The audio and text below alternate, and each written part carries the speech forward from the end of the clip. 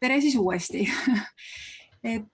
Vabaõhumuuseumis me oleme aiandusteemadega tegelenud päris hea hulk aega, tõesti, siin üle 15 aasta küll vähemasti juba. Ja esialgu, kui me hakkasime aedu rajama muuseumis, siis me tõesti lihtsalt tegime aedu, istutasime taimi ja me väga palju ei mõelnud selle peale, et mis taimed sinna lähevad ja kust nad tulevad ja mis nad sellised on. Aga siis selle teemaga tegeledes ja selle asja sees olles ühel hetkel hakkas tunduma, et tegelikult sellel muuseumi aiandusel ikkagi peaks olema nagu mingi teine fookus või et see peaks olema kuidagi, et ei ole päris õige võib-olla näiteks selliseid ükskõik milliseid taimi meie vanade majade juurde tuua, vaid pigem ikkagi peaks võib-olla otsima siis neid vanemat sorti taimi. Ja sealt edasi siis ka juba me jõudsime selleni, et kuna Vabaõhumuuseum on väga suur muuseum, et meile on maju kokku toodud erinevatest Eesti piirkondadest ja vaatamata sellele, et Eesti on väike, tegelikult ka aianduses ikkagi sellised teatavad piirkondlikud eripärad on täitsa olemas.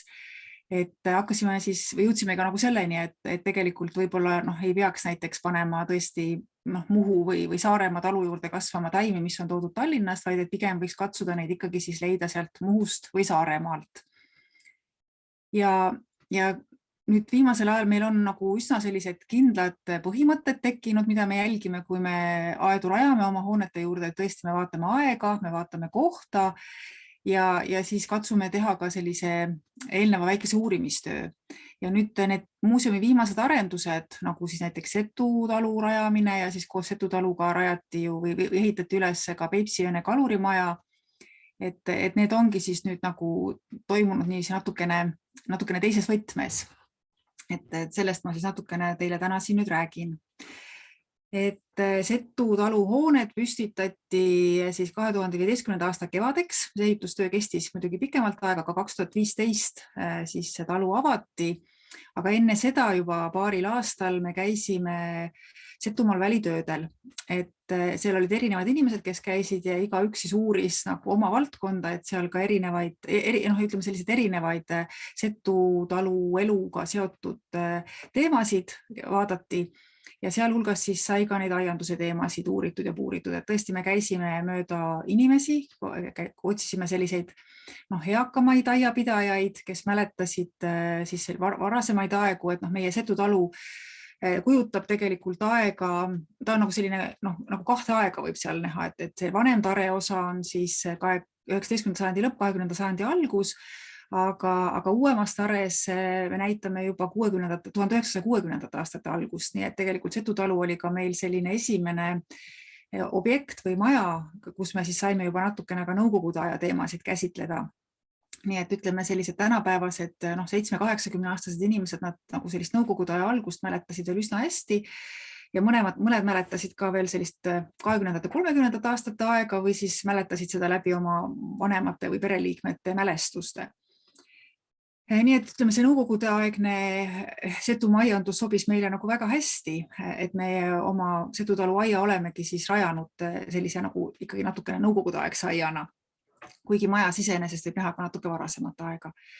Aga jah, sai siis mööda Setumaad käidud, inimestega suheldud, räägitud nendega, uuritud, puuritud ja siis lisaks sellele, et sai koha peal sellist elavat pärimust kogutud, siis sai läbi vaadatud ka päris palju igasuguseid kirjalikke allikaid, nii neid, mis on trükis avaldatud, kui siis ka arhiivimaterjale vaatasime läbi ja töötasime läbi.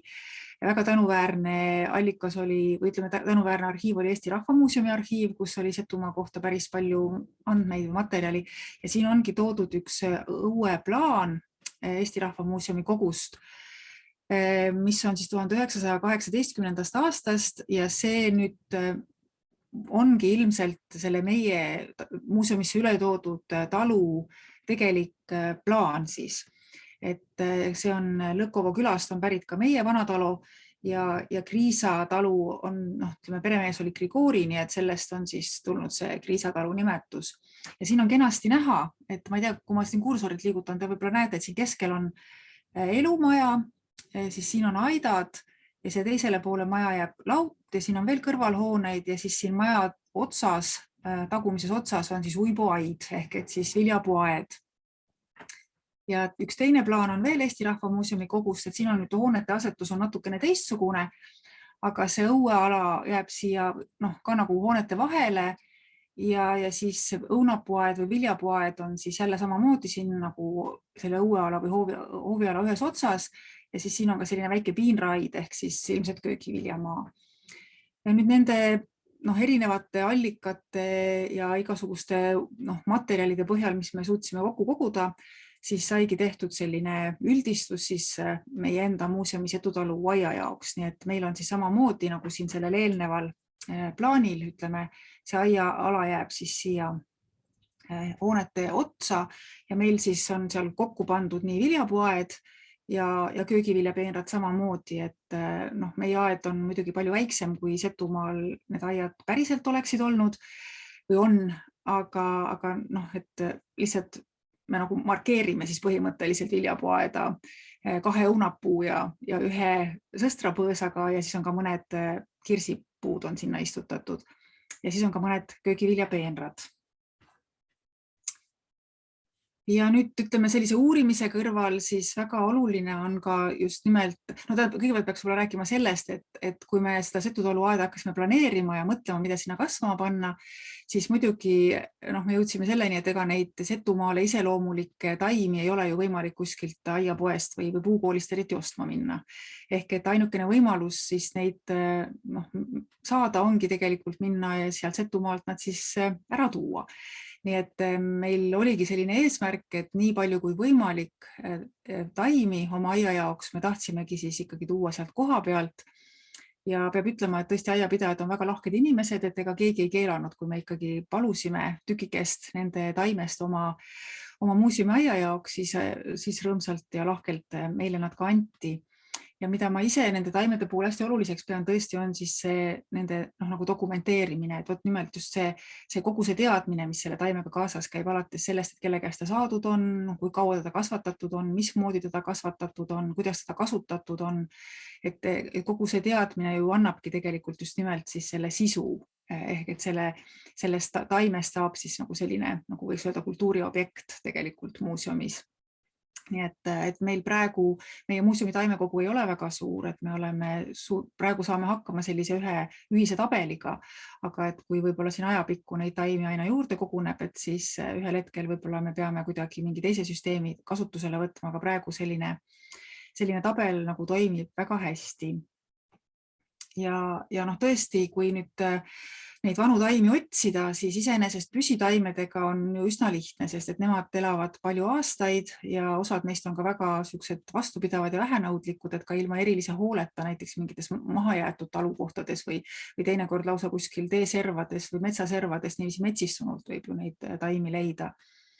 Aga keerulisem on just selliste 1- ja 2-aastaste taimedega, ehk et siis enamjagu kõik köögiviljadest on sellised, mille vanu sorte või vanu vorme on natukene keerulisem leida ja samamoodi siis sellised 1- ja 2-aastased lilletaimed on sellised, mida väga leida ei ole.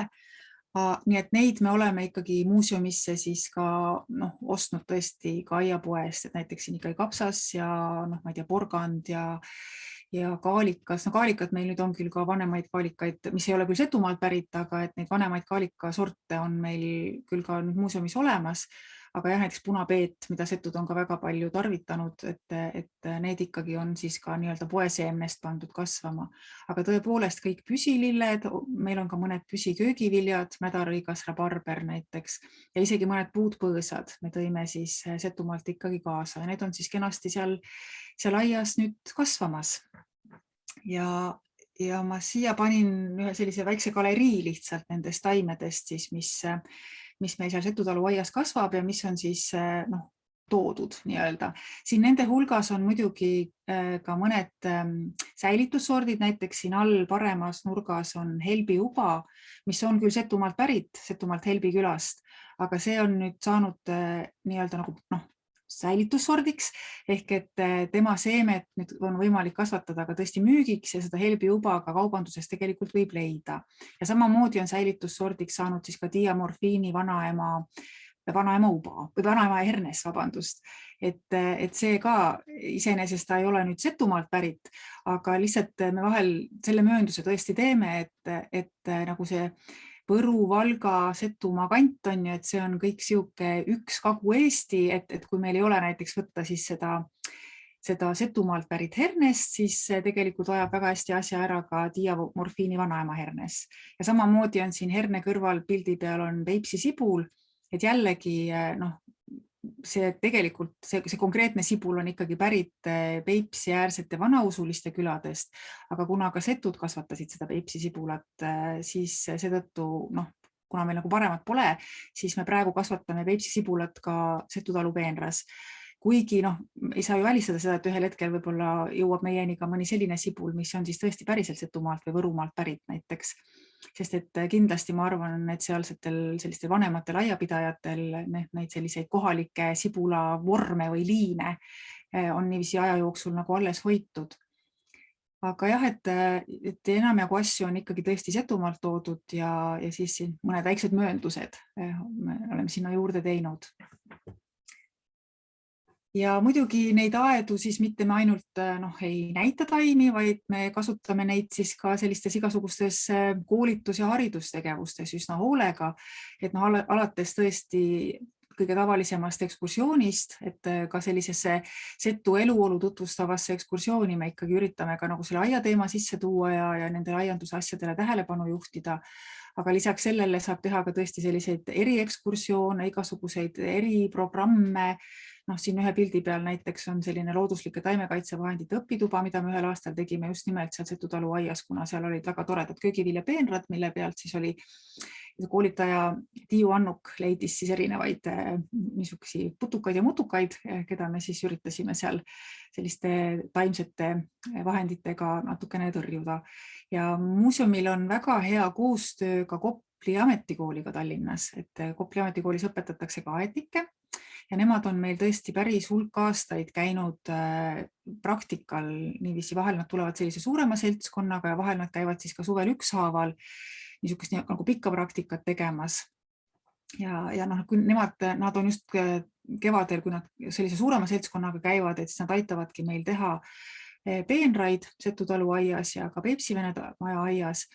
Ja siis muidugi selle peenarte tegemise käigus ja taimede külvamise käigus me oleme neile siis rääkinud ka ikkagi nendest vanadest pärandtaimedest ja iseenesest see on nagu, mulle tundub, et see ikkagi huvitab ja kõnetab päris paljusid.